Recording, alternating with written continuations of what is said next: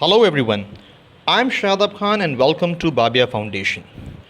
आज के वीडियो में मैं आपको बताऊंगा कि कैसे महाराष्ट्र स्टेट में मुंबई मेट्रोपॉलिटन रीजन एरिया में रहने वाले स्टूडेंट्स क्लास 11 के लिए ऑनलाइन रजिस्ट्रेशन कर सकते हैं। कौन सी वेबसाइट पर आपको जाना है और कैसे आप ऑनलाइन रजिस्ट्रेशन कर सकते हैं। 26 जुलाई 2020 से ऑनलाइन रजिस्ट्रेशन शुरू हो जाएंगे, मगर 16 जुलाई से लेके 24 जुलाई 2020 तक आपको प्रैक्टिस करने के लिए आप इस वेबसाइट को यूज़ कर सकते हैं और आप ऑनलाइन फॉर्म या ऑनलाइन रजिस्ट्रेशन की प्रैक्टिस कर सकते हैं। ये प्रैक्टिस का जो ड्यूरेशन दिया हुआ है वो इसलिए दिया हुआ है ताकि तमाम स्टूडेंट्स, जितने भी स्टूडेंट्स हैं, वो सब के सब अच्छे से फॉर्म भरने की प्रैक्टिस कर सकें, ताकि 26 जुलाई से जब ऑनलाइन फॉर्म भरने का फाइनल ऑनलाइन रजिस्ट्रेशन की डेट ऑन होगी 26 जुलाई से, तब बच्चों को कोई डिफ़िकल्टी ना आए। अब कुछ इम्पोर्टेंट पॉइंट्स आप ध्यान में रखिए। ये जो वेबसाइट है, ये वेबसाइट पर जाकर जो भी student Mumbai metropolitan region area में रहता है या रहती है, वो इस वेबसाइट पर जाकर अपना ऑनलाइन रजिस्ट्रेशन क्लास 11 मतलब FYGC के एडमिशन के लिए कर सकता है या कर सकती है। मुंबई मेट्रोपॉलिटन रीजन एरिया में कौन सी जगहें आती है, कौन सी प्लेसेस आती हैं, उसकी पूरी डिटेल इसी वीडियो के मैंने डिस्क्रिप्शन में दे रखी है, आप उसमें जाकर देख सकते हैं। थाने, कल्याण, डोंबिवली एट्सेट्रा, ये सारे के सारे जो है वो मुंबई मेट्रोपॉलिटन एरिया रीजन में आता है। ठीक है। अब आप जो ऑनलाइन रजिस्ट्रेशन करते हैं वो आप अपने मोबाइल के थ्रू भी कर सकते हैं। मोबाइल को यूज़ करके भी आप अपना ऑनलाइन रजिस्ट्रेशन कर सकते हैं, लेकिन मैं सजेस्ट करूँगा कि आप या तो डेस्कटॉप या लैपटॉप के ज़रिए ऑनलाइन रजिस्ट्रेशन करें, ताकि आप अच्छे तरीके से स्क्रीन, क्योंकि बड़ा होता है, आप अच्छे तरीके से सारी डिटेल्स को देख सकेंगे, पढ़ सकेंगे और कीबोर्ड के ज़रिए आप उसको फिल भी कर सकेंगे। तो मेरा सजेशन ये है कि आप हो सके तो डेस्कटॉप या लैपटॉप के ज़रिए उसको भरने की प्रैक्टिस करें। आप अपने रिलेटिव्स में से किसी के पास अगर लैपटॉप या डेस्कटॉप है तो उनके घर जाकर ऑनलाइन रजिस्ट्रेशन की प्रैक्टिस कर सकते हैं। अगर आपके पड़ोस में, नेबरहुड में किसी के पास में लैपटॉप या डेस्कटॉप है तो उनके घर जाकर ऑनलाइन फॉर्म भरने की प्रैक्टिस कर सकते हैं। अगर ये भी नहीं है तो फिर आप साइबर कैफ़े में जाकर ऑनलाइन फॉर्म भरने की प्रैक्टिस कर सकते हैं। याद रखिए, फॉर्म भरने की प्रैक्टिस करना बहुत ज़रूरी है, क्योंकि अगर आप प्रैक्टिस करेंगे तो आपको फॉर्म भरने का कॉन्फिडेंस आएगा। और अभी अगर आपने कोई गलती की, कोई मिस्टेक की, तो आप उसको फिर सुधार भी सकते हैं। तो हमें सीखने भी मिलेगा कि फॉर्म कैसे भरते हैं। अब इम्पॉर्टेंट चीज़ ये है कि जो मुंबई मेट्रोपॉलिटन रीजन है, उसके जो स्टूडेंट्स हैं वो 26 तारीख को फाइनल फॉर्म भरेंगे। ठीक है। अब इनका जो ऑनलाइन रजिस्ट्रेशन होगा इन स्टूडेंट्स का, वो 2 पार्ट्स में डिवाइडेड है। एक है पार्ट 1 और दूसरा है पार्ट 2। पार्ट 1 रजिस्ट्रेशन आप 26 तारीख को 26 जुलाई 2020 को कर सकेंगे। उसके बाद में जो पार्ट 2 होगा फॉर्म का, रजिस्ट्रेशन का, वो आपका जब रिज़ल्ट आ जाएगा उसके बाद कर सकेंगे। ठीक है। अब फ़िलहाल एट प्रेजेंट आपको क्या करना है, 16 जुलाई से लेके 24 जुलाई तक आपको सिर्फ फॉर्म भरने की प्रैक्टिस करनी है। जब आप फॉर्म भरने की प्रैक्टिस कर लेंगे, सब तैयार हो जाएगा और डेट जब उसकी ख़त्म हो जाएगी, तब ऑटोमेटिकली आपने जो फॉर्म भरा है वो खुद से वो डिलीट कर दिया जाएगा, तो वो रिकॉर्ड नहीं रहेगा। फिर 26 तारीख को आपको वापस से फाइनली फॉर्म भरना पड़ेगा। तो ये है प्रैक्टिस सेशन। और जिस वेबसाइट पर आपको जाना है उसका लिंक मैंने इस वीडियो के डिस्क्रिप्शन में डाल रखा है, आप उस पर क्लिक करके जा सकते हैं और ऑनलाइन फॉर्म भरने की प्रैक्टिस कर सकते हैं।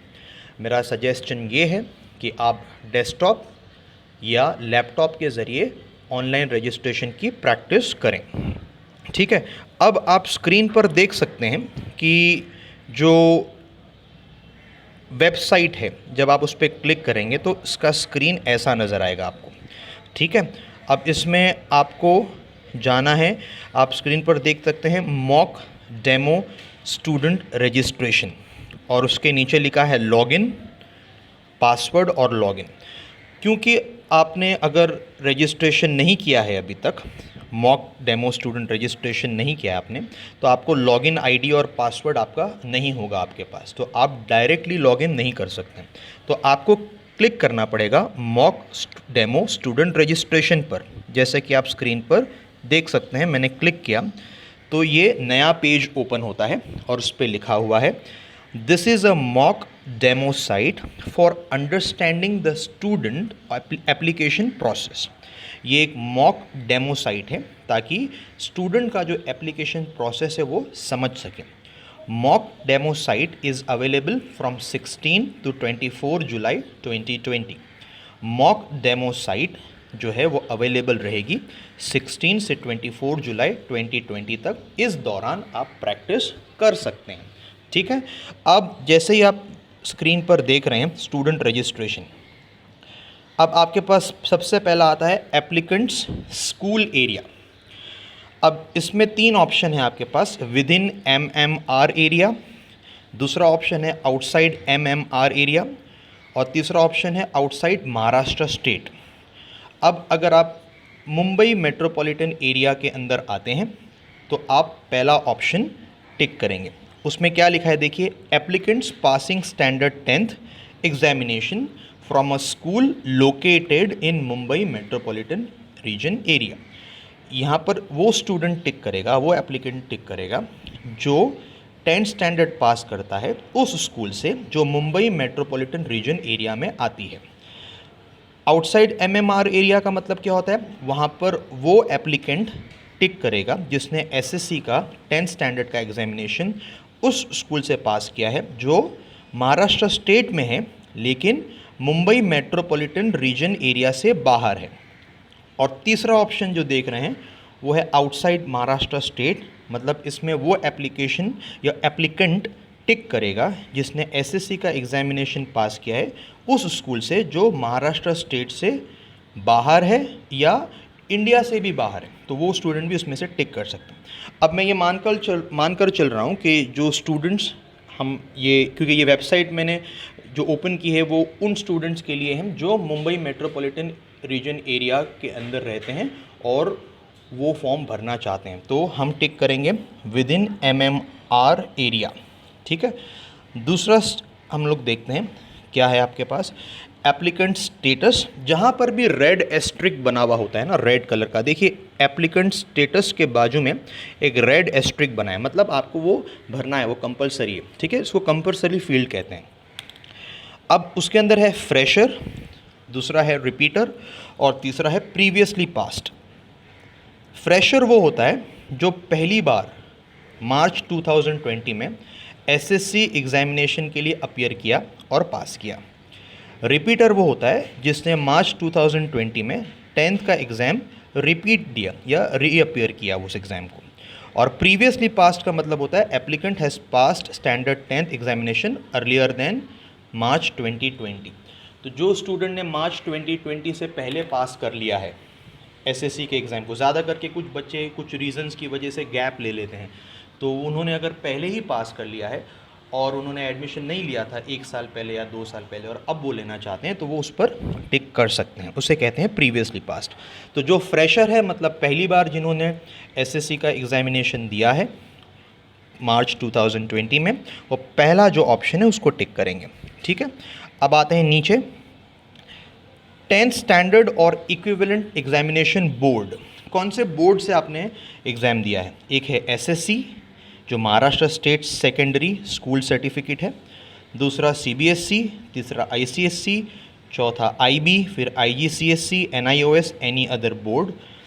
हम क्योंकि महाराष्ट्र स्टेट के जो स्टूडेंट्स हैं वो लोग SSC बोर्ड से एग्ज़ाम देते हैं, तो हम SSC को टिक करेंगे।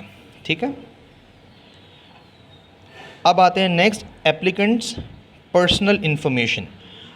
उसके नीचे लिखा है 10th स्टैंडर्ड और इक्विवेलेंट एग्जामिनेशन डिटेल्स। अब उसके बाजू में भी रेड एस्ट्रिक लगा हुआ है, आप रेड एस्ट्रिक जहाँ पर भी होगा समझ लीजिएगा कि वो कंपलसरी फील्ड है। अब यहाँ पर आपको सीट नंबर डालना है। जैसे ही आप सीट नंबर डालेंगे आपको गेट एसएससी डेटा पे टिक करना है, तो आपकी सारी डिटेल्स आ जाएगी ऑटोमेटिकली। ठीक है, फिर आपको सिलेक्ट करना है कि कौन से मंथ में आपने पास किया। जब आपका रिज़ल्ट आ जाएगा तो आप वो सिलेक्ट कर सकते हैं। पासिंग ईयर कौन सा है, तो 2020 सिलेक्ट करेंगे। Name of the applicant as appearing in 10th standard marksheet और एडमिट कार्ड। जो नाम आपके मार्कशीट पर लिखा होता है, जो आपका रिज़ल्ट आ जाएगा तो आपकी मार्कशीट पे जो नाम लिखा होगा वही नाम वहाँ पर लिखा हुआ होना चाहिए। वैसे जैसे ही आप गेट एसएससी डेटा पे टिक करेंगे तो ऑटोमेटिकली वो डिटेल्स आ ही जाती हैं। अगर नहीं भी आती है तो आप मैन्युअली भी फिल कर सकते हैं।